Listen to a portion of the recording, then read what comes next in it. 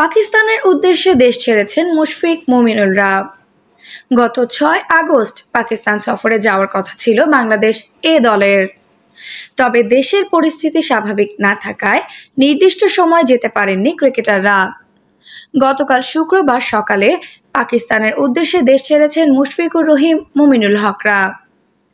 পাকিস্তান পৌঁছে ২ দিন অনুশীলন করার পর ১৩ আগস্ট প্রথম আনঅফিসিয়াল টেস্টে পাকিস্তান শাহিনসের বিপক্ষে মাঠে নামবেন মুশফিকুর রহিমরা। এরপর ২০ আগস্ট থেকে শুরু হবে দ্বিতীয় টেস্ট। ৩ ম্যাচ ওয়ানডে সিরিজের প্রথমটিতে আগামী ২৬ আগস্ট পাকিস্তান শাহিনসের মুখোমুখি হবে বাংলাদেশ এ দল। একদিন অনুশীলনের পর ২৮ আগস্ট দ্বিতীয় ওয়ানডেতে মাঠে নামবে দুই দল। সিরিজের শেষ ম্যাচটি হবে ৩০ আগস্ট। সবকটি ম্যাচই হবে ইসলামাবাদে। এই সফর প্রসঙ্গে আজ বিমানবন্দরে পিসিবি নির্বাচক আব্দুর রাজ্জাক গণমাধ্যমকে বলেন, আমাদের জন্য নতুন চ্যালেঞ্জ বলে কিছু নেই।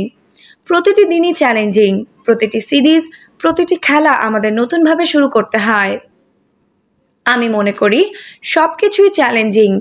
এখন খুব একটা বাজে অবস্থায় নাই দেশের পরিস্থিতি। একটা অশান্তি ছিল দেখে আমাদের খেলা কিছুটা পিছিয়েছে। সাধারণত রাজনৈতিক কোনো প্রভাব আমাদের ক্রিকেটে পড়ে না।